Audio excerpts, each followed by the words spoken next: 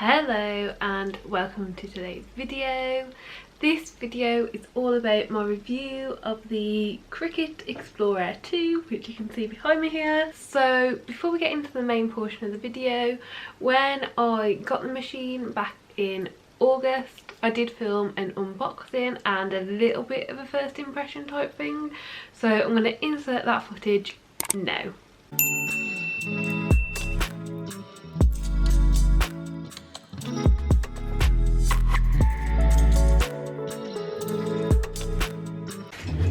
And this is what we are left with outside of the brown box. Yeah, so it's the mint colour that I went with. This was just from Amazon I ended up going with because it was the cheapest place at the time. Yeah, so I think I'm just going to open it.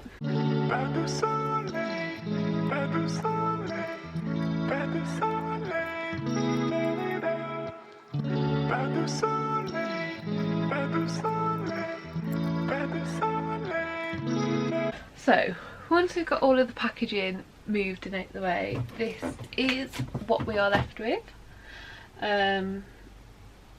Yeah, it's basically a standard machine. These have been around for quite a while now. I've only just decided to get one, and it is the Air 2. From what I saw on the listing, it just means it's the 2020 version. I don't think there's any actual real improvements in terms of like quality or anything like that. I think they've just put out a newer version with a few like kinks ironed out, and I think they've released a couple different colours in it just to show it's a new version. This is the one side of it. From what I can tell, this feeds in the paper or the mat. This, you begin your project, and this is to pause. This is obviously the power button, and then if you're doing something standard, paper, vinyl, iron-on, light cardstock, bonded fabric or poster board, you can switch it, or you can switch it to custom and customise it on their app. And this side we've got a button for open. Not entirely sure what this is, I think it's just storage, and another storage pot here. So what I'm going to do now is I'm going to move it over there where I'm actually wanting to set it up and get it plugged in, and then check back in. So I'm setting up design space on the computer, and I've managed to fit it just on the edge here. So that's where it's going to be for now. I'm going to set it up and then I'll come. So futuristic.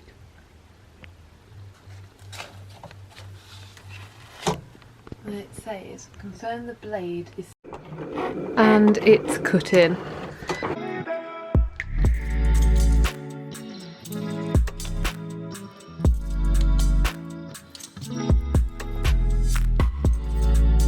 That's finished, and it's saying test cut complete. Okay, so that is all cut now. And what I also brought today from Hobbycraft was the set of 3 mats. So it's not just that one that I've got the variety pack. And I also brought the scraper and spatula because I thought that was the best way to get it off. So I'm going to try that now. A little bit here that hasn't fully cut, but except for that, it looks pretty good. So since then I've used the machine a lot.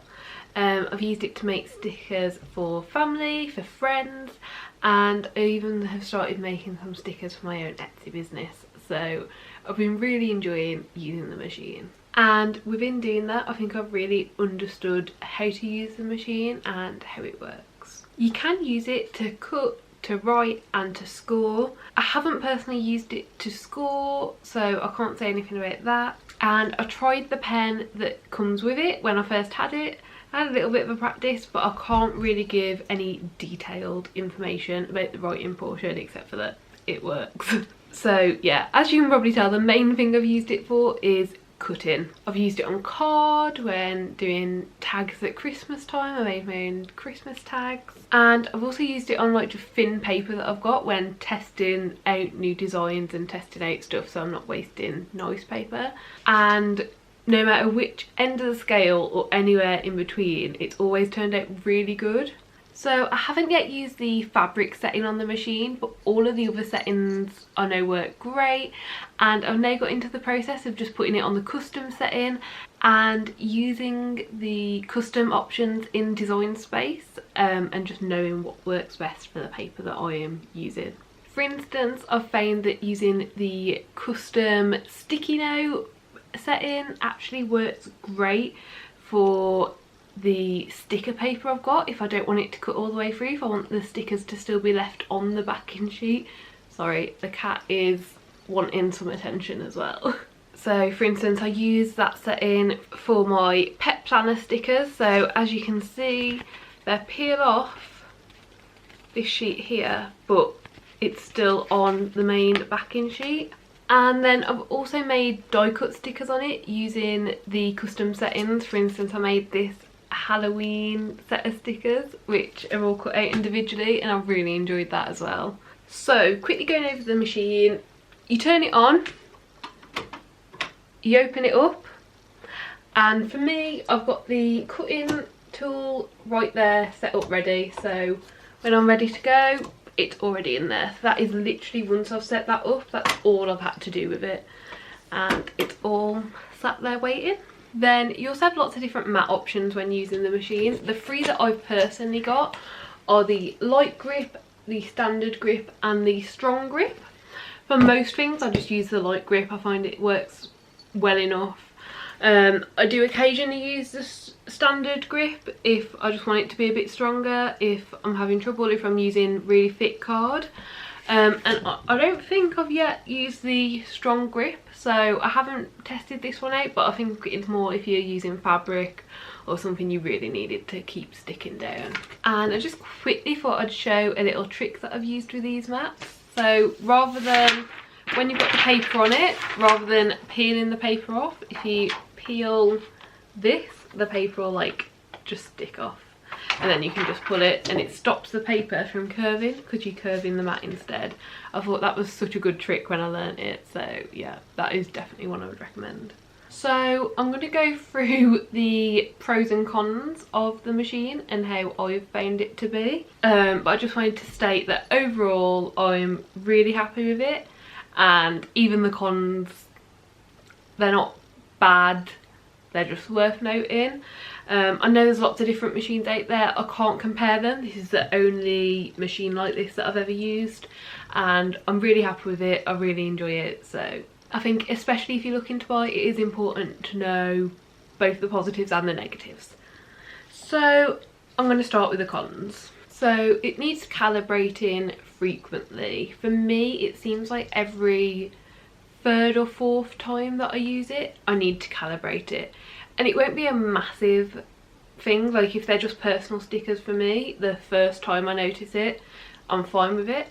But it'll just be slightly off. It never cut it bad enough that the image hasn't been on, but it has cut it so it's not centered, which for me, if it's any of the stickers that I'm planning to sell from it, I'm not happy with that quality. So yeah, that is just something worth noting. So another thing that is advertised on this machine is the Bluetooth setting, which means to get it to cut out, you don't need to have it plugged in and wired into the laptop or tablet or phone or whatever you're doing it off. For me, I use my laptop, and that's great. And I'd say it's about 50-50 as to whether I use the Bluetooth or I bother to plug it in.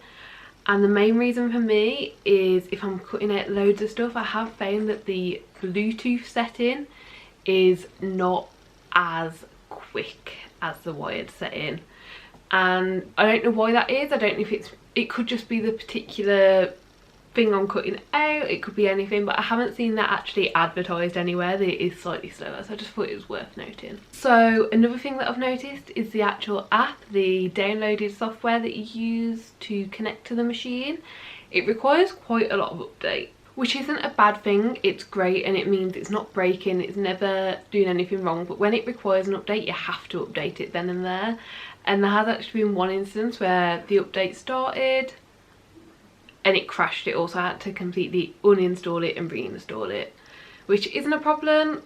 it's just a part of technology, but I don't know if this is normal or not compared to other things. But yeah, it does seem like every couple of months there's a new update that needs installing for it. Then the last con, it isn't really a con, it's just something that I personally find a bit annoying, and that is the fact that when you print out on A4 paper, it requires quite a thick black border around it. I will find a picture and insert a picture here of what I'm on about, or next time I make it I'll insert. And it just means that even though you're using an A4 piece of paper, you don't actually get to use all of that space. Paper's expensive, so the fact that you're losing a little bit of space around the outside, it is annoying. It's not a massive con, it's just something that's annoying and worth being aware of. Now onto the pros, and what I'm going to do first of all is go through the pros that are relating directly to the cons. So calibrating the machine, it's really easy, it's really quick, and once it is calibrated it cuts really precisely, which is amazing. Another pro is just that there is a Bluetooth option. I know I said it was slower than the wired, but it's not that much slower, and there is a Bluetooth option, which is just amazing. Another pro is when you plug it in, it is really fast. I think I cut about 100 stickers that were on one A4 piece of paper the other night, and it did it within a couple of minutes, which, like, can't complain about that.